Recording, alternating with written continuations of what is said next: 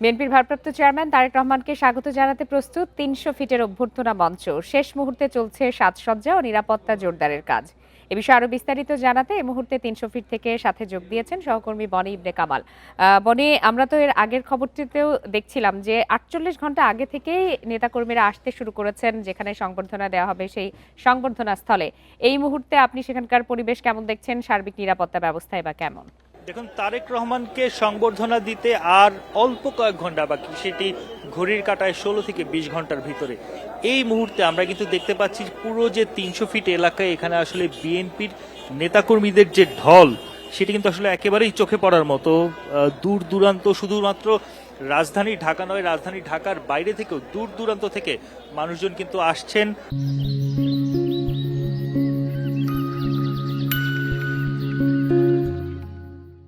ভারপ্রাপ্ত চেয়ারম্যান তারেক রহমানকে সংবর্ধনা দেওয়ার জন্য। আমরা অনেকের সঙ্গে কথা বলছিলাম, তারা কিন্তু বলছিলেন যে বেশিরভাগই আসলে আমরা এখন পর্যন্ত যতটুকু পেয়েছি দক্ষিণাঞ্চল, উত্তরাঞ্চল, এই জায়গাগুলোতেই কিন্তু এখন পর্যন্ত সবচেয়ে বেশি মানুষ এসেছে। এবং এখন পর্যন্ত আমরা যে এই চিত্র দেখতে পাচ্ছি যে যতটা রাত বাড়ছে মানুষের আগমনের সংখ্যা কিন্তু ততটাই বাড়ছে। এবং এখন পর্যন্ত আমরা যদি আপনাকে একটু জানিয়ে রাখতে চাই, আমরা কিন্তু দেখতে পেয়েছি যে স্টেজের যে শেষ মুহূর্তের কাজগুলো, অর্থাৎ সাউন্ড সিস্টেম চেক করা, আশেপাশের সাউন্ডের যে সাউন্ড সিস্টেম বসানোর আরও কিছু কাজ, সেই কাজগুলো চলছে। বাকি এর বাইরে অন্যান্য যে কাজগুলো রয়েছে সেগুলো কিন্তু এরই মধ্যে শেষ হয়ে গিয়েছে। এবং নিরাপত্তার যে বিষয়টি আমি আপনাকে আগেও বলছিলাম যে মূল যে স্টেজ, অর্থাৎ মূল যে মঞ্চ, সেই মঞ্চের ঠিক ৪০ থেকে ৫০ ফিট দূরত্বে কিন্তু একটি নিরাপত্তা বেষ্টনী তৈরি করা হয়েছে বাঁশ দিয়ে। সেই নিরাপত্তা বেষ্টনীর বাইরে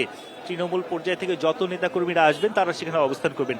এবং মূল যে স্টেজ, সেই স্টেজে আসলে বিএনপির যারা স্থায়ী কমিটির সদস্য বা কেন্দ্রীয় নেতৃবৃন্দ রয়েছে তারা থাকবেন। এবং বেলা ১২টার পর, অর্থাৎ তারেক রহমান বিমানবন্দর, শাহজালাল আন্তর্জাতিক বিমানবন্দর থেকে কিন্তু সরাসরি এখানে আসবেন। এবং ধারণা করা হচ্ছে যে বেলা ১২টার পরই আসলে এই অনুষ্ঠানটি, অর্থাৎ এই সংবর্ধনার যে বিষয়টি, সেই সংবর্ধনার কাজটি কিন্তু শুরু হবে।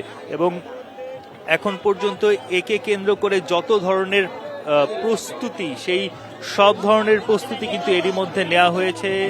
আমরা যদি একটু আপনাকে জানিয়ে রাখতে চাই, আমরা দেখতে পাচ্ছি যে ৩০০ ফিটের এই সংবর্ধনা স্থলকে কেন্দ্র করে আশেপাশে বিপুল সংখ্যক পুলিশ কিন্তু মোতায়েন করা হয়েছে, যেন কোনো ধরনের কোনো অপ্রীতিকর ঘটনা না ঘটে এবং কোনো ধরনের কোনো গোলযোগ যেন সৃষ্টি না হয়, সেটি কিন্তু নিশ্চিত করার চেষ্টা করা হয়েছে। এবং আমি যদি আরেকটু জানিয়ে রাখতে চাই, আমরা এখানে দেখতে পাচ্ছি যে আগামীকাল যেহেতু তারেক রহমান প্রায় দীর্ঘ ১.৫ যুগ পরে বাংলাদেশে ফিরে আসছেন, এখানে যারা উপস্থিত থাকতে পারবেন নেতাকর্মীরা তারা তো দেখতে পারবেন, এর বাইরেও সরাসরি যাতে দেখতে পারেন সেই ক্ষেত্রে সোশ্যাল